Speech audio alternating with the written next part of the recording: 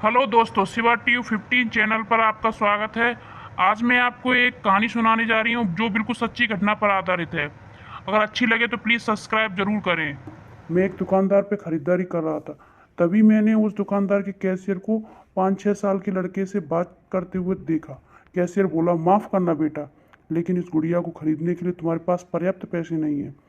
फिर उस छोटे से लड़के ने मेरी ओर मुड़कर देखा। अंकल, क्या आपको भी यही लगता है कि मेरे पास पूरे पैसे नहीं हैं? मैंने उसके पैसे गिने और उससे कहा, हाँ बेटे, यह सच है कि तुम्हारे पास इस गुड़िया के खरीदने के लिए कुछ पैसे नहीं हैं। वह नन्हा सा लड़का अभी भी अपने हाथों में गुड़िया थामे हुए खड़ा था। मुझसे रहा नहीं गया।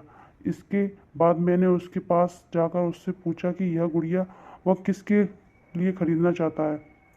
इस पर उसने उत्तर दिया कि यह वो गुड़िया है जो उसकी बहन को बहुत प्यारी है और वह इसे उसके जन्मदिन के लिए उपहार में देना चाहता है। यह गुड़िया पहले मुझे मेरी मम्मी को देना है, जो कि बाद में जाकर मेरी बहन को दे देगी। यह कहते कहते उसकी आंखें नम हो गईं। मेरी बहन भगवान के घर गई है और मेरे पापा कहते हैं कि मेरी मम्मी भी जल्दी ही भगवान से मिलने जाने वाली है। तो मैंने सोचा कि क्यों ना वो इस गुड़िया को अपने साथ ले जाकर मेरी बहन को दे दे। मेरा दिल धक सा रह गया। उसने ये सारी बातें एक सांस में कह डाली और फिर मेरी ओर देखकर बोला, मैंने पापा से कह दिया है कि मम्मी से कहना कि वो अभी ना जाए, वो मेरा दुकान से लौटने तक का इंतज़ार करे। फिर उसने मुझे एक बहुत प्यारा सा फ़ोटो दिखाया जिसमें वो खिलखिलाकर हंस रहा था। इसके बाद उसने मुझसे कहा, मैं चाहता हूँ कि मेरी मम्मी मेरा यह फ़ोटो भी अपने साथ ले जाए ताकि मेरी बहन मुझे भूल नहीं पाए। मैं अपनी मम्मी से बहुत प्यार करता हूँ और मुझे नहीं लगता कि वो मुझे ऐसे छोड़ने के लिए राज़ी होगी। पर पापा कहते हैं कि उन्हें मेरी छोटी बहन के साथ रहने के लिए जाना ही पड़ेगा। इसके बाद फिर से उसने उस गुड़िया को गमगीन आंखों से खामोशी से देखा। मेरे हाथ जल्दी से अपने बटुए तक पहुँचे और मैंने उससे कहा, चलो एक बार और गिनती करके देखते हैं कि तुम्हारे पास गुड़िया के लिए पर्याप्त पैसे हैं या नहीं। उसने कहा, ठीक है, पर मुझे लगता है मेरे पास पूरे पैसे हैं। इसके बाद मैंने उससे नज़रें बचाकर कुछ पैसे उसमें जोड़ दिए और फिर हमने उन्हें गिनना शुरू किया। ये पैसे उसकी गुड़िया के लिए काफ़ी थे। यही नहीं, कुछ पैसे अतिरिक्त बच भी गए थे। नन्हे से लड़के ने कहा, भगवान का लाख लाख शुक्र है मुझे इतने सारे पैसे देने के लिए। फिर उसने मेरी ओर देखा और कहा, मैंने कल रात सोने से पहले भगवान से प्रार्थना की थी कि मुझे उस गुड़िया को खरीदने के लिए पैसे दे देना ताकि मम्मी इसे मेरी बहन को दे सके, और भगवान ने मेरी बात सुन ली। इसके अलावा मुझे मम्मी के लिए एक सफ़ेद गुलाब खरीदने के लिए भी पैसे चाहिए थे, पर मैं भगवान से इतने ज़्यादा पैसे मांगने की हिम्मत नहीं कर पाया था।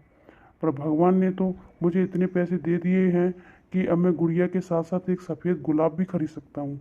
मेरी मम्मी को सफ़ेद गुलाब बहुत पसंद है। फिर हम वहाँ से निकल गए। मैं अपने दिमाग से उस छोटे से लड़के को निकाल नहीं पा रहा था।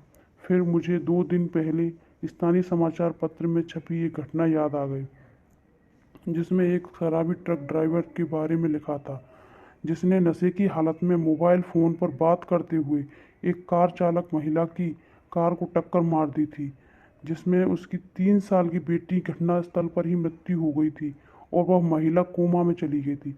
अब एक महत्वपूर्ण निर्णय उस परिवार को ले लेना था कि उस महिला को जीवन रक्षक मशीन पर बनाए रखना है अथवा नहीं, क्योंकि वह कोमा से बाहर आकर स्वस्थ हो सकने की अवस्था में नहीं थी।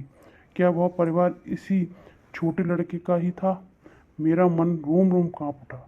मेरी उस नन्हे लड़के के साथ हुई मुलाकात के 2 दिनों बाद मैंने अखबार में पढ़ा कि उस महिला को बचाया नहीं जा सका। मैं अपने आप को रोक नहीं सका और अखबार में दिए गए पते पर पहुंचा, जहां उस महिला को अंतिम दर्शन के लिए रखा गया था। वह महिला श्वेत धवल कपड़ों में थी, अपने हाथ में एक सफ़ेद गुलाब और उस छोटे से लड़के का वह फ़ोटो लिए हुए, और उसके सीने पर रखी थी वही गुड़िया। मेरी आंखें नम हो गई। मैं नम आंखों को लेकर वहाँ से लौटा। उस नन्हे से लड़के का अपनी माँ और उसकी बहन के लिए जो प्यार था वह शब्दों में बयान करना मुश्किल है। और ऐसे में एक शराबी चालक ने अपनी घोर लापरवाही से क्षण भर में उस लड़के से उसका सब कुछ छीन लिया था। धन्यवाद दोस्तों। इस कहानी से सिर्फ और सिर्फ एक पैगाम देना चाहती हूँ, कृपया कभी भी शराब पीकर और मोबाइल पर बात करते हुए वाहन न चलाएं। धन्यवाद। ये कहानी आपको कैसी लगी दोस्तों, हमें कमेंट बॉक्स में ज़रूर बताना, और आप इस चैनल पर नए हो तो प्लीज़ सब्सक्राइब करना। Thank you.